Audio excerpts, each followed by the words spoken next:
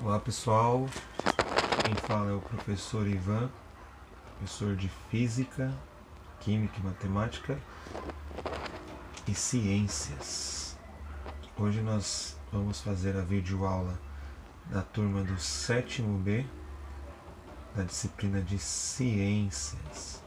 Lembrando que essas primeiras videoaulas serão videoaulas de revisão. O assunto dessa videoaula será máquinas simples.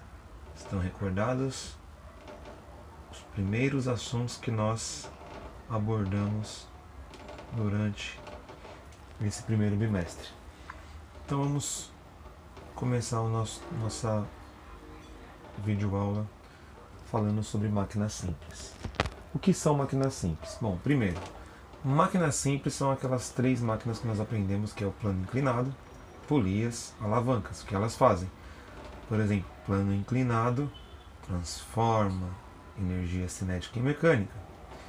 Polias transferem e dividem a energia, dividem o peso, a força que nós devemos aplicar sobre um determinado corpo. As alavancas transferem e multiplicam a força que nós exercemos em determinado corpo. Ok?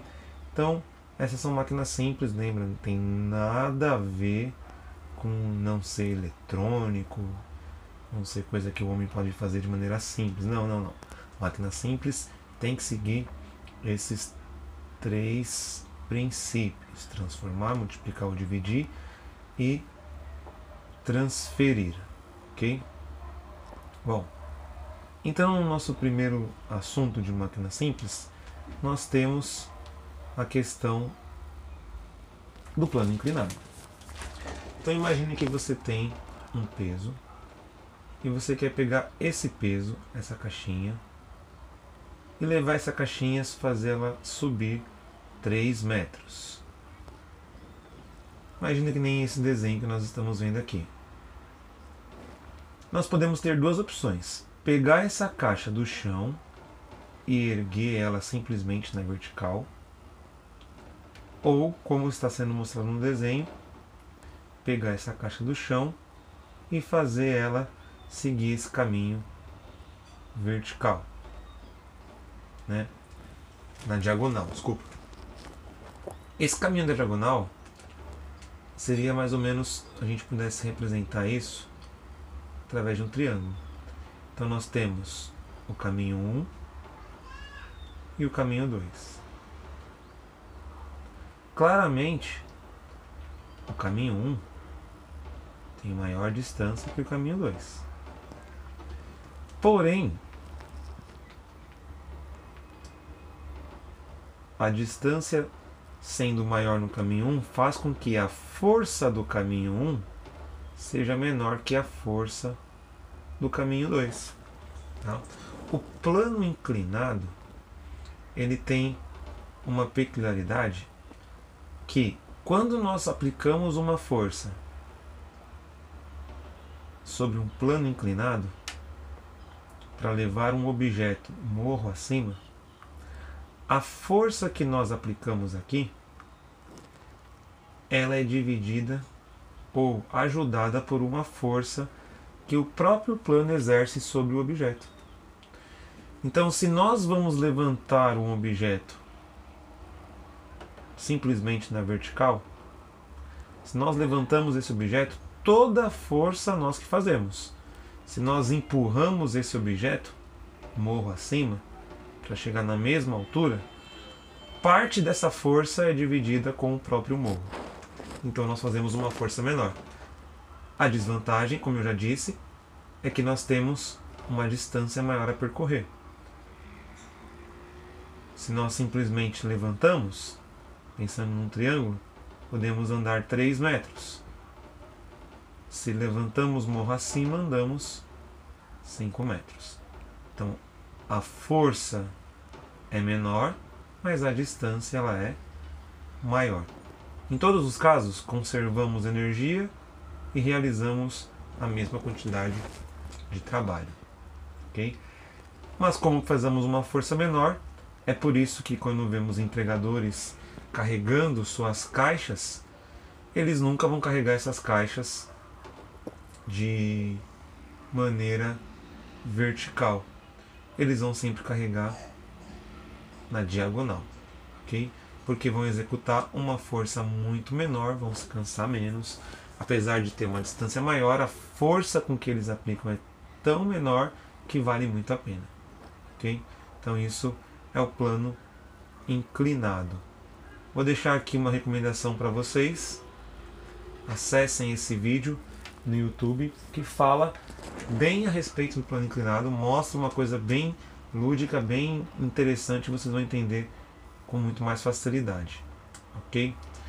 Partindo do plano inclinado, nós temos também a questão das alavancas. Então as alavancas é aquela famosa ideia que Arquimedes trouxe para a gente. Se vocês lembram a frase que o Arquimedes disse, ele disse: me dê uma alavanca e moverei o mundo. Por quê? A alavanca ela multiplica a nossa força quando nós aplicamos ela de maneira correta. A questão da alavanca é o seguinte: nós temos uma força que nós aplicamos de um lado, temos um ponto de apoio e o peso é erguido do outro lado. Ok? Se eu faço essa força a uma certa distância do ponto de apoio, eu consigo levantar mais ou menos peso do outro lado, dependendo justamente dessa distância. Ok? Então, nós temos a seguinte relação quando nós falamos de alavanca. A força que nós aplicamos, que eu vou chamar aqui de F1, multiplicado pela distância que essa força está do ponto de apoio, ela vai ser exatamente igual ao peso que nós queremos levantar, multiplicado pela distância que esse peso está do ponto de apoio. Logo, nós temos a seguinte relação: quanto maior for a distância, mais peso nós conseguimos levantar, se a força que nós aplicamos está mais distante do ponto de apoio. Nós podemos também fazer esse peso ser mais facilmente levantado se a gente diminuir a distância 2. Se a gente diminui a distância 2, a nossa força ela multiplica, ela aumenta muito mais. Então nós temos duas maneiras de levantar um grande peso: aumentando a distância que nós estamos aplicando a força em relação ao ponto de apoio, ou diminuindo a distância que o peso está em relação ao ponto de apoio. Ok? Por isso que Arquimedes disse: me dê uma alavanca e moverei o mundo. Então imagina, aqui seria o mundo. Se o mundo tiver uma distância bem curta do ponto de apoio e a força que o Arquimedes aplicar tiver uma grande distância e uma distância pequenininha, então a distância pequenininha do mundo e uma grande distância da força que será aplicada, essa força aplicada conseguirá erguer o mundo. Ok? Era isso que Arquimedes queria dizer. Então, esse é o princípio das alavancas. Lembrando que nós temos três tipos de alavanca. No modo que nós estamos vendo aqui, nós chamamos de interfixa. Qual é a característica da interfixa? O ponto de apoio está no centro. Então, na interfixa, o ponto de apoio está no centro. De um lado, a força que nós aplicamos, do outro lado, o peso que queremos erguer ou algo que queremos destruir. Depende para que será aplicada essa alavanca. Então, interfixa, quem está no meio, inter no meio, fixa é o ponto de apoio. Então, ponto de apoio no meio, ok? O outro modo de alavanca que nós temos é a alavanca do tipo interpotente. Então, interpotente.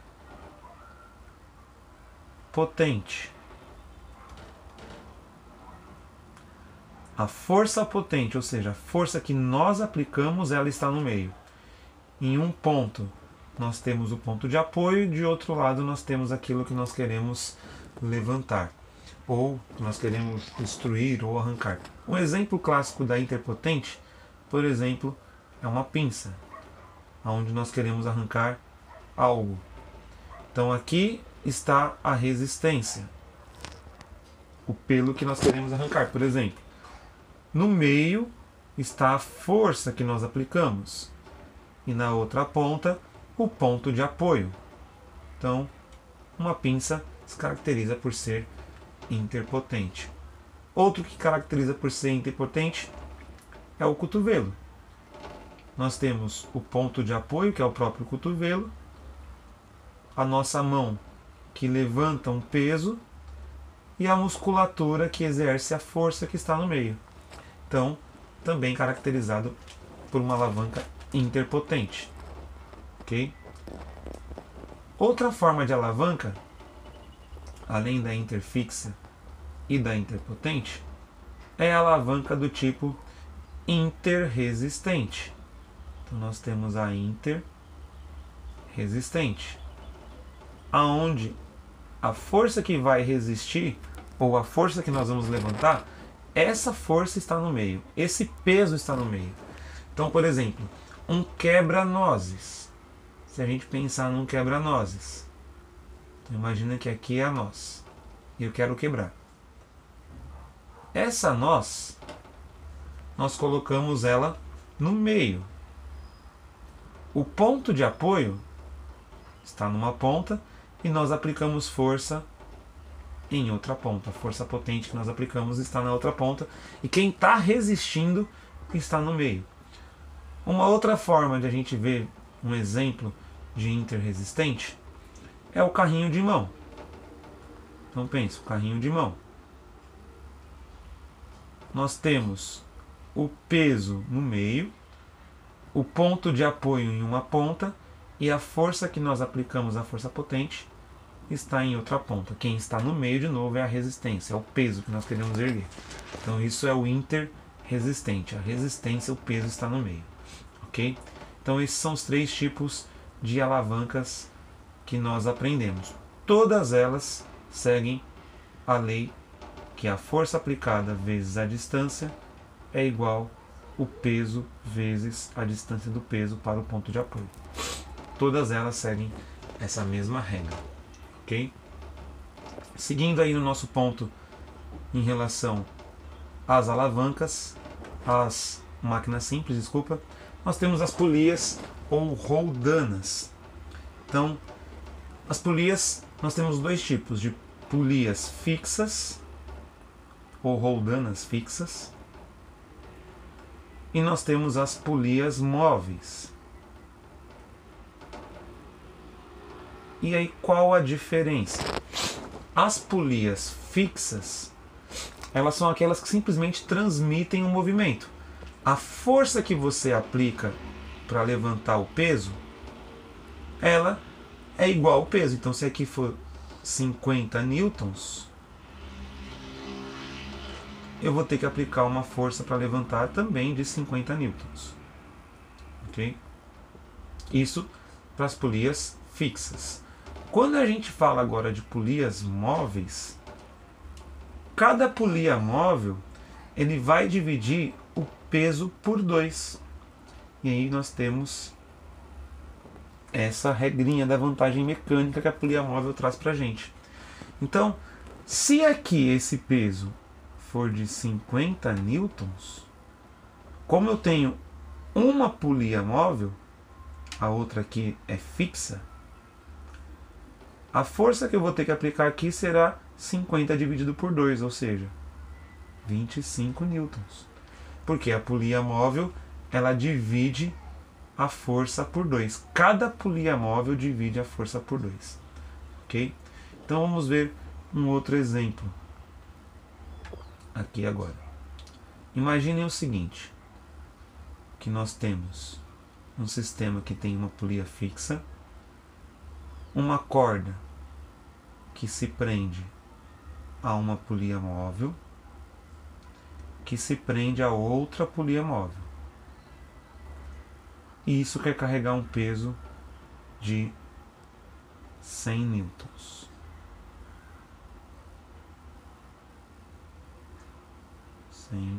Newtons. Nós temos uma polia móvel, duas polias móveis. Essa daqui é fixa. Ah, qual a diferença? Como eu sei que ela é fixa? Repare, ela está presa no teto. Ela não se mexe. Quando eu mexo a corda, ela não consegue se mover. Contrário, diferente das polias 1 e 2, que são móveis. Ok? Então, se aqui temos um peso de 100 newtons, qual a força que eu tenho que executar aqui para que esse peso seja erguido? Para que eu consiga erguer esse peso de 100 newtons. Será que eu vou ter que executar 100 newtons? Ou, como eu tenho polias móveis, eu vou ter que executar metade, 50 newtons? Aí que está. No primeiro caso, nós temos a primeira polia, que vai dividir o peso por 2. Então, 100 dividido por 2, que vai dar 50 newtons. Depois, a segunda polia vai pegar esses 50 newtons e dividir por 2 de novo. Teremos, então, 25 newtons. Logo, esta força que eu tenho que aplicar será uma força de 25 newtons. Ok? Dividiu por 2 duas vezes. Por quê? Porque nós temos duas polias que são polias móveis. Então, essa foi a nossa revisão sobre máquina simples. Espero que tenha esclarecido algumas dúvidas de quem ficou com dúvida ainda. Vai dar para fazer os exercícios que foi mandado para vocês. Então peguem os exercícios de revisão e executem. Qualquer dúvida, podem me chamar pelos meios de comunicação que nós temos disponíveis. Um deles é o Clipe Escola, que nós estamos disponibilizando para vocês. O outro, que nós já temos costume, é o Google Sala de Aula, ok? O Google Classroom. Podem me chamar por lá. Estou disponível. Qualquer dúvida, é só vocês me ligarem, me chamarem, que eu estarei tirando as dúvidas de vocês. Até mais.